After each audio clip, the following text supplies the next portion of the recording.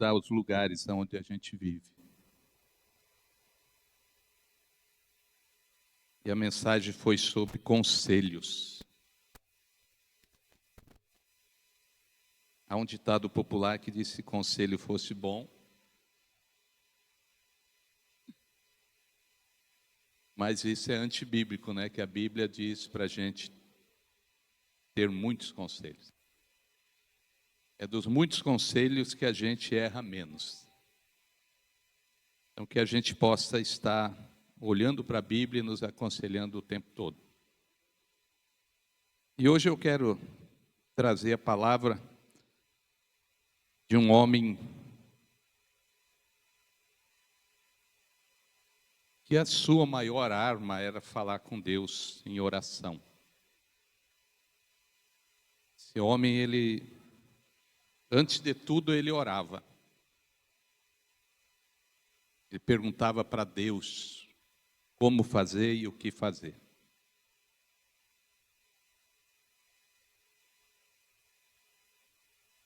E junto com isso, as vitórias dele é impressionante. Ele consegue fazer algo que hoje, com toda a tecnologia, não conseguiria. Consegue reconstruir uma cidade toda em 52 dias. Consegue fazer algo tremendo em um prazo assim que não tem explicação. Mas na verdade ele coloca na mão de Deus. Nós vamos falar um pouquinho de Neemias, capítulo 3.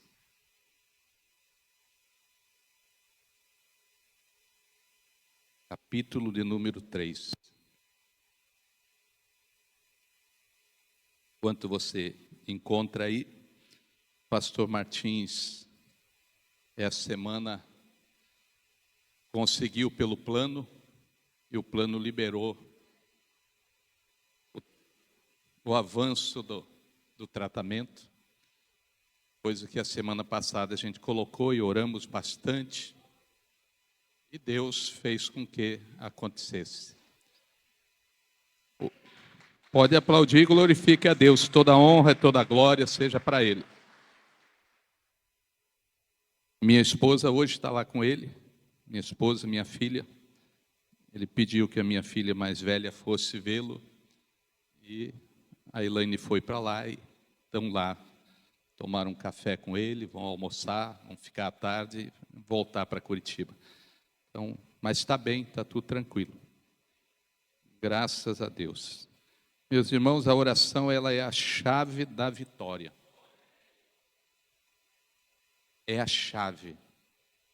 Não é a tranca, não é nada, é a chave da vitória. Só ora quem tem comunhão. A oração é comunhão com Deus. A oração é uma conversa com Deus. A oração é intimidade. E essa intimidade nós temos que ter com o Pai. Se você olhar para a Bíblia, os grandes homens sempre oraram, sempre buscaram, sempre foram buscar o conselho com Deus para depois fazer qualquer coisa. Qualquer coisa que ia ser feita, a base era a oração. Hoje nós oramos muito pouco. Hoje a gente prefere até mais louvor, menos palavra, zero oração. A gente quase não ora e a gente espera resultados grandes. Esse é um ano que a gente colocou o tema, o ano de colheitas. Eu tenho visto aqui na igreja muitas pessoas colhendo. E não é pouco. Só essa semana 3 pessoas já colheram carros. E isso é tremendo. Deus não dá um tema por dar. Tema não pode ser escolhido porque a gente acha bonito ou alguma coisa parecida. O tema tem que vir de Deus. E Deus colocou no início do ano que é um ano de grandes colheitas. Então tem gente colhendo bens materiais, tem gente colhendo restauração da família, tem gente colhendo saúde, tem gente colhendo emprego. Fica desempregado, mas abre-se outra porta. Então nós precisamos entender e compreender que o que Deus dá, Ele dá e dá o resultado disso. E nesse capítulo 3 diz a distribuição de trabalho. Ele distribui. O trabalho não é fixado em uma pessoa ou duas pessoas. Ele vai colocando cada um para fazer alguma coisa. Então ele começa dizendo: o sumo sacerdote Eliasabe e os seus colegas sacerdotes começaram o seu trabalho e reconstruíram a porta das ovelhas. Eles a consagraram e colocaram as portas no lugar. Depois construíram o muro até a torre dos 100, que consagraram, e até a torre de Hananel. Os homens de Jericó construíram o trecho seguinte. Azacur, filho de Inri, construiu logo adiante. Veja que um vai construindo e outro vem e faz a outra parte e vai andando. Nós temos que entender que cada um de nós tem uma partezinha, tem uma parte para fazer.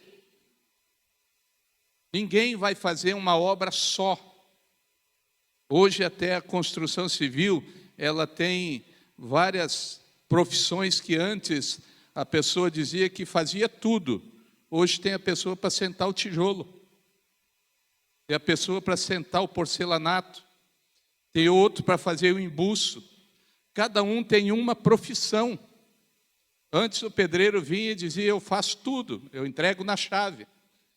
Hoje não, hoje cada um é profissional naquela área. O Viterbo sabe muito bem disso, trabalha nessa área todinha. Então tem hoje os profissionais, cada um diz: não, eu sou pedreiro de sentar tijolo, eu sou pedreiro de passar massa, e assim por diante. E aqui Neemias vai colocando cada um para fazer uma parte. Mas no final está tudo pronto. Ele reconstrói os muros, ele reconstrói a cidade, mas entre uma casa e outra não tinha muro. Não se criou muro entre as pessoas, entre as famílias. O muro era na frente, era a entrada, mas eles tinham liberdade de um com os outros. E nós muitas vezes estamos criando um muro entre nós e outros. Nós estamos dividindo. E Neemias vem para uma reconstrução geral, reconstrução material e reconstrução da casa, da família, da sociedade, da igreja. Ele reconstrói e não fica brechas, e não deixa brechas para acontecer de novo. Mas se você olhar no último capítulo de Neemias, vai ter algo interessante, que Neemias volta lá. Ele volta e vai ver que estava voltando às mesmas práticas. O povo já estava de volta, deixando tudo acontecer de novo. Os muros não tinham caído, não tinham fendidos, tudo isso não, mas a prática do ser humano estava voltando para o passado. E é essa prática que nós temos que nos cuidar, de não voltar, e sim de avançar, de crescer. Nós estamos pertinho de 1 ano de Jeová Jiré. Nós estamos bem pertinho de 1 ano. Agora em outubro vai fazer 1 ano que nós saímos, que nós viemos, que nós voltamos para o verdadeiro evangelho. Mas nós não podemos voltar às mesmas práticas. Nós não podemos voltar a fazer tudo o que a gente fazia, mudando apenas o nome e o endereço. Não, nós temos que ser uma igreja que reconstrói e que vai para frente e que recebe a mensagem da cruz e recebe as bênçãos que Deus tem preparado para cada um de nós. Entender que Deus, Ele tem algo grande e uma reconstrução enorme para fazer em pouco tempo. Se lê a Bíblia, você vai ver que Neemias faz uma reconstrução geral em 52 dias. Algo absurdo, algo que não dá nem para se pensar como foi feito isso. Mas quando é na direção de Deus, a provisão, toda ela e o que precisa, vem da maneira que Deus planejou. Então, Neemias é o homem que, quando ele sabe do problema, ele não começa a estruturar uma maneira de resolver, ele vai para a oração. Ele vai buscar em oração, ele vai falar com Deus qual era o propósito, o que tinha que fazer, qual é o nosso propósito também na reconstrução. Nós estamos numa reconstrução, nós estamos em um tempo que a gente está reconstruindo, que a gente está voltando a uma grande construção, que é uma grande igreja do Senhor Jesus. Então nós temos que voltar a ser a igreja que Jesus planejou, a igreja para onde Jesus quer que a gente vá. Para que haja essa reconstrução, precisa de união. Só pôde construir em 52 dias, porque todo mundo se uniu. Havia união, havia comunhão, e havia alguém que disse, essa parte aqui é com você, essa outra parte é com você, e todo mundo foi fazendo a sua parte, e quando veio estava tudo pronto. Então nós não podemos querer uma reconstrução apenas olhando, mas cada um é responsável a reconstruir e fechar as brechas. Feche as brechas, feche os campos, feche aquilo que pode trazer destruição, seja na igreja, seja na tua casa, seja na tua vida, seja no casamento, seja no teu trabalho, seja na tua empresa, feche as brechas. É tempo da reconstrução, de fechando tudo aquilo por onde pode escapar a bênção. Tem vezes que a gente faz tudo certinho, mas deixa brechas, deixa espaço, fala o que não tinha que falar, diz o que não era para dizer, e muitas vezes ainda fala e está certo o que falou, mas não era para ter falado, não era o momento, não era a hora, tinha que esperar um pouquinho mais, e aí quando vê, causou algo que não vai conseguir a reconstruções. Então, quais são as brechas que a gente deixa hoje? O que nós estamos permitindo nos destruir?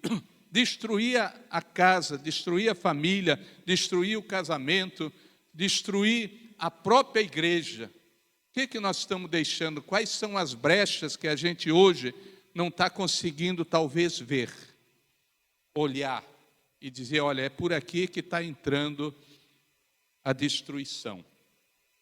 Então, se você ler o capítulo todo, você vai ver que cada um foi fazendo a sua parte e foi colocando coisa por coisa no seu devido lugar. Não era um mais importante do que o outro, todos eram importantes porque toda a área é importante na vida. Seja ela mais simples para um, mais difícil para o outro, mas o Senhor dá aquilo que eu e você podemos fazer. Aquilo que eu e você podemos carregar. E não nos dá algo dizendo, olha, eu vou te dar algo aqui para acabar contigo. Não, ele diz, eu vou te dar algo que você consegue fazer. Então, tudo que vem na nossa mão, pode ter certeza que a gente tem capacidade para resolver. Então, que nessa manhã a gente comece a abrir a nossa mente e olhar para a Bíblia e voltar lá em Neemias, se for preciso, leia uma vez, leia duas, leia 10 vezes, mas coloque no teu interior, primeiro, a arma mais poderosa, oração. Oração. Pergunte a Deus se é ou não é para fazer. Pergunte. Eu costumo sempre tomar decisões depois de orar. Depois de orar, eu tomo decisão, antes eu não tomo. Eu penso, repenso. E tinha vezes que a minha esposa dizia, você demora muito. Eu digo, não, Deus ainda não falou.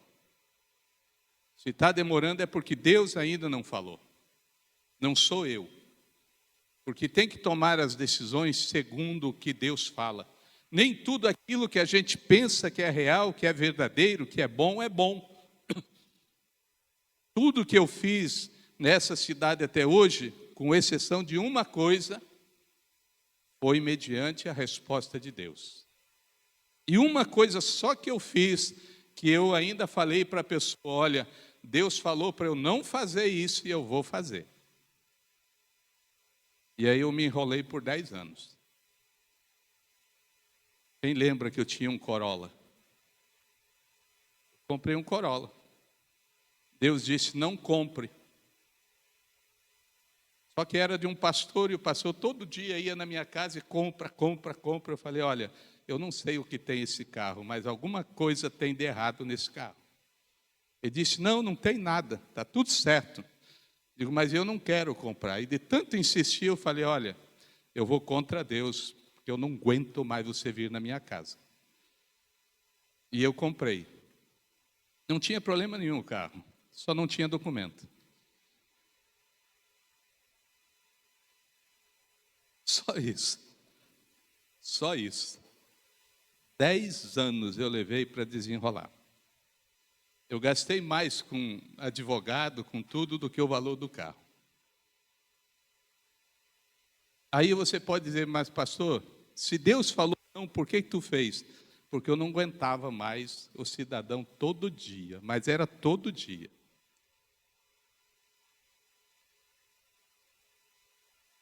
Ouça a Deus e faça o que Deus diz. E ainda eu perguntei, o que tem de errado nesse carro? Ele falou, não tem nada de errado. Eu falei, tem. Lógico que tem, que Deus está falando para eu não comprar, é algo que tem nisso aí que está errado. Então Neemias, ele não vai fazer algo da vontade dele, ele vai com Deus, ele conversa com Deus, e Deus prepara de cima para baixo. Deus vai preparando tudo, e daí ele fala com o rei, Deus fala com o rei, e libera tudo o que ele precisava. Então, que nessa manhã, eu e você comece uma reconstrução do que temos que fazer, e quais as áreas que precisamos reorganizar. O que a gente precisa reorganizar, o que a gente precisa pôr em ordem, o que a gente precisa trazer de volta e colocar na presença de Deus e perguntar para Deus, Senhor, o que eu faço? Por que isso hoje? Porque é um ano de grandes colheitas. É um ano que Deus está derramando da sua colheita. É um ano que a gente não pode ficar de fora da colheita. É um ano que Deus está dizendo, eu liberei os céus para derramar colheita sobre este lugar. Olha o que vai dizer em Neemias 4:20.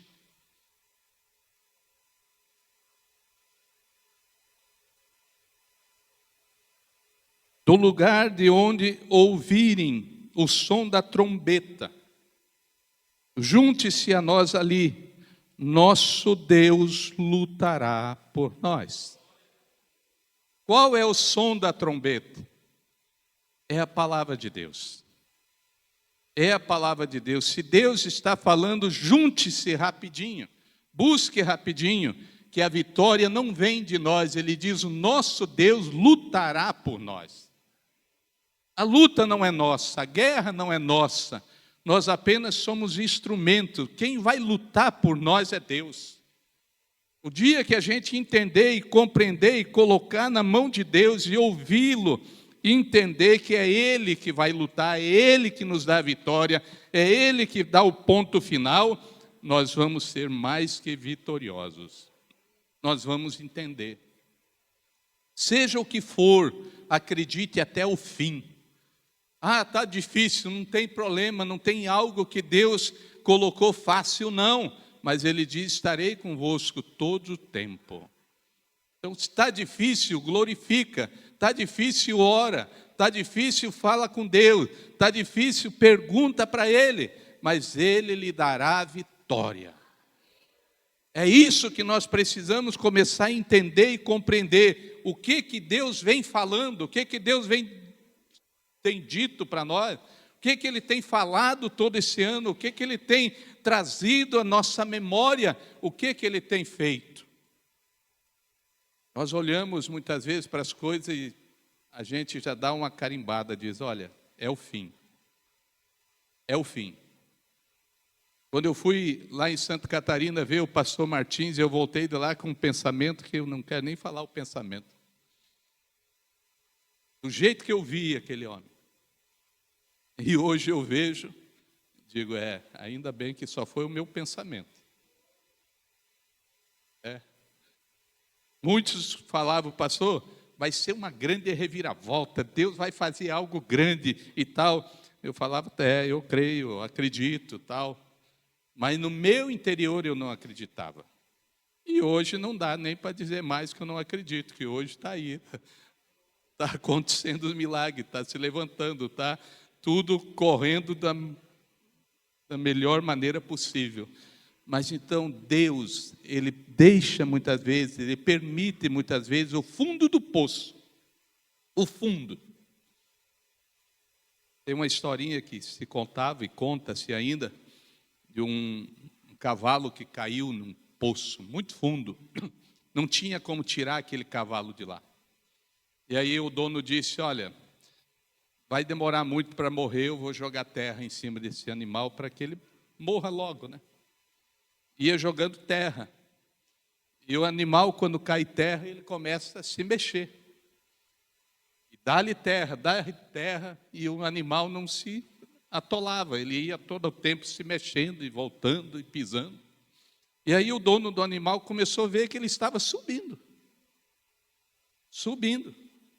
E aí que ele jogou mais terra ainda, porque cada vez que ele jogava, o animal se mexia, caía a terra, ele pisoteava, a terra ia para baixo, ele ia subindo. Então, mesmo quando a gente pensa que é o fim, não é o fim, é Deus fazendo algo novo e dizendo, eu vou te tirar desse buraco, eu vou trazer você para fora. Mesmo que a coisa que você pense que é para morrer, Deus está dizendo, é vida. Então, o mesmo veneno da cobra, que é veneno, ele também é o soro para curar. Então, eu não sei o que possa estar acontecendo na tua vida. Não pense que é o fim. Não pense que não tem mais jeito. Pense em um Deus que tudo pode e traz à existência o que não existe. Estamos juntos ainda? Então, a obra de Deus é feita, sim, por pessoas unidas. Unidas. Não adianta querer fazer a obra de Deus e fazer algo isolado. Não dá. Veja que o Neemias, ele vai conversar com Deus, ele vai fazer o que com Deus? Pegar conselho. Ele vai pegar conselho, ele vai dizer, Deus, me fala o que eu tenho que fazer. E é interessante que ele diz, aonde meus pais estão enterrados. Já tinha morrido.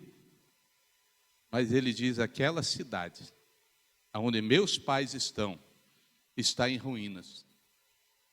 E algo tremendo que ele faz, ele diz, nós pecamos. E ele não tinha feito nada de errado lá. Ele não era de lá, ele não estava lá. Mas ele assume o erro, ele chama e diz, é nós. Então tudo que acontecer nessa igreja de bom, é nós. Tudo que acontecer de errado, é o pastor.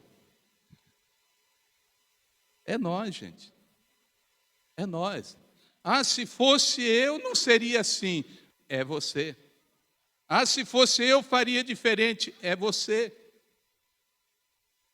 Entra no barco e se coloca junto, diga, é nós que fazemos, é nós que recebemos. A bênção de Deus veio para toda a igreja, não veio para um, ela vem para toda. Por isso que é Jeová Jiré, o Deus provedor. É para todos nós. A obra de Deus, ela não é feita apenas por um ou por dois, ela é feita por todos. Cada cadeirinha dessa, cada lugarzinho desse, cada coisinha, foi uma pessoa que deu, foi uma pessoa que doou, mas agora que está dentro, é nosso, é de todos nós. Então Deus, Ele quer uma obra perfeita, trazendo de volta a essência, que é a união, a comunhão. O Salmo 103, 31, se não me engano, ele vai dizer que a união, a comunhão, Deus ordena a bênção. Então, se você quer que Deus ordene uma bênção, que Deus derrame da sua bênção, tem que ter união, tem que ter comunhão. Muitas casas não estão recebendo a bênção porque não tem união e não tem comunhão. Até tem muito trabalho, se esforçam, trabalham, se cansam, mas a bênção não vem, porque falta união, falta comunhão dentro de casa.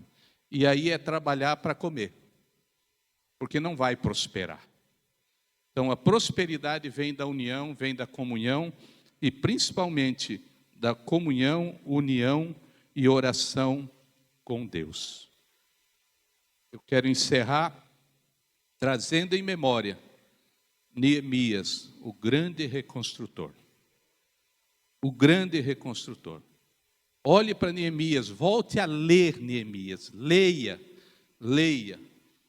Neemias, leia no teu GC, leia na tua casa, leia na igreja, leia e comece a olhar e dizer, estratégias de Deus.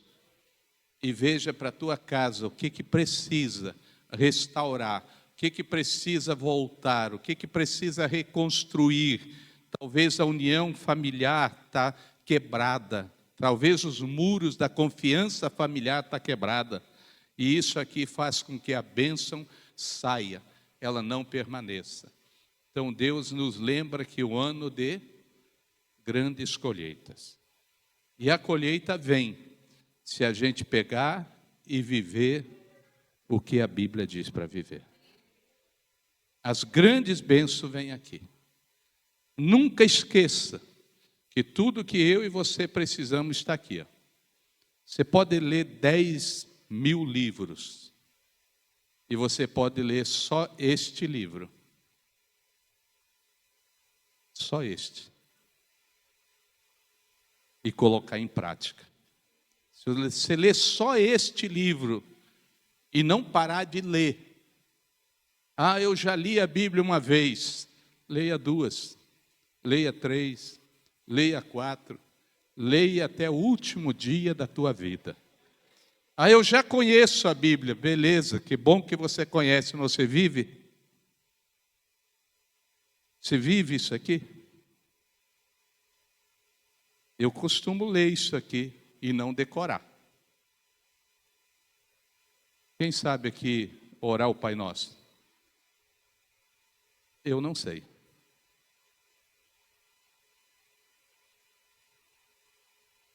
E eu não sei de propósito.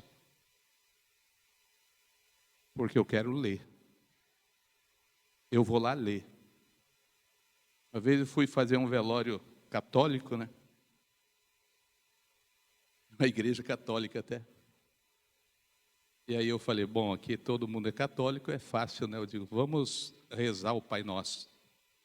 E aí eu comecei, Pai Nosso que estais no céu, e pensei que vinha todo mundo junto, ninguém veio. Aí eu fiz o que o Pai Nosso é para fazer. Você sabia que o Pai Nosso é uma oração exemplo? É para ter o Pai Nosso como exemplo. A gente decora e ora o Pai Nosso do jeito que ele é, mas ele é um exemplo de oração. Aí eu fiz o meu Pai Nosso. Aí todo mundo ficou olhando, provavelmente eles falaram entre eles, né? Mas esse não é o nosso Pai Nosso. Então o Pai Nosso é uma oração exemplo. Jesus está dizendo o quê? Quando for orar, coloca Deus no lugar dele. Coloca Deus no seu lugar. Pai nosso que estais no céu, santificado seja o teu nome. Coloca ele no seu devido lugar. Tem vezes que a gente vai orar, a gente já coloca Deus em terceiro, quarto lugar, a gente já começa pedindo. E não é isso. Neemias, então, ele vai orar ao Deus dos céus. Ele vai falar com o Pai, ele vai perguntar para o Pai o que eu devo fazer e como eu devo fazer. Então, que nessa manhã eu e você possa olhar para esse livro e dizer, eu reconstruí mas estou voltando a deixar brechas. E é isso que ele diz no último capítulo. Ele diz: o povo voltou às mesmas práticas. E as mesmas práticas vai trazer o quê? A destruição. Vai cair os muros de novo. Vai pegar fogo nas portas. Porque o povo voltou às mesmas práticas. E o capítulo, volta ao último versículo, 4:20, para nós encerrar. E aí ele vai dizer: no lugar em que ouvirem o som da trombeta. Há um som da palavra de Deus, há o som que a gente deve ouvir e fazer o quê? Reunir. Venham correndo, ele diz. Quando ouvirem, venham em volta de nós. Por quê? Porque o nosso Deus lutará por nós. Isso é casa, isso é família, isso é igreja, isso é empresa. Quando ouve, vem todos. Vem todos, porque Deus lutará. E eu, na minha Bíblia, não tem uma luta de Deus que ele perdeu. Não sei se na tua tem alguma que ele perdeu. Mas não tem uma luta que Deus perdeu. O próprio Jesus, quando ele é morto, ele diz: eu venci o pior dos inimigos. Qual era o pior inimigo? A morte. E aí ele deixa uma frase para mim e para você. Ele diz: eu venci, vós sois mais que vencedores. Então ele deixa dito para nós, e a gente tem que tomar posse, que ele diz: eu venci, e vocês são mais que vencedores. Então que a gente comece a visualizar a palavra, interiorizar e viver a palavra que Deus diz: você é vitorioso. Não olhe para as situações. Lembre do cavalo que caiu no buraco, jogando terra em cima para matar o cavalo. Em vez de matar, ele está trazendo o cavalo para fora. Então, por mais que tenha pessoas jogando palavras, jogando maldições sobre nossas vidas, não é maldição. Por quê? Porque o próprio Deus já levou todas as maldições na cruz do Calvário através de Jesus. Então, não receba palavra maldita. Pode até lançar, mas quando lançar, ela se transforma em bênção de Deus, porque Ele levou sobre o madeiro todas as dores e enfermidades. Dê glórias. Essa é a palavra para mim e para você nessa manhã. Feche as brechas. Se ainda não chegou a tua colheita, vai chegar. Vai chegar. Nós estamos agora em agosto, setembro, outubro, novembro e dezembro. Se a gente colocasse um culto para falar das colheitas da nossa igreja, eu acho que a gente ia uma manhã inteira. Porque o que eu vejo de colheita não é pouco. Então, que Deus esteja falando nessa manhã contigo e comigo sobre reconstrução. Mas principalmente isso aqui, ó. Não volte às mesmas práticas. Não volte. Faça diferente. Reconstruiu, não volte a achar que não volta mais. Pode voltar. Pior. Lembre-se do rapaz de 38 anos do lado do tanque para ser curado. Jesus cura, depois encontra ele e diz: não peques, porque senão te virá coisa pior. Então o próprio Deus diz: não volte às mesmas práticas, porque a destruição é maior. Eu quero orar nessa manhã por você que precisa de fechar brechas, de fechar portões, de entender o que está impedindo da tua colheita chegar.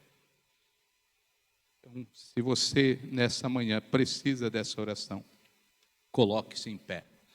Senhor, eu não sei a brecha, Eu sei que eu preciso fechar essas brechas. Sei que eu não consigo visualizar minha colheita.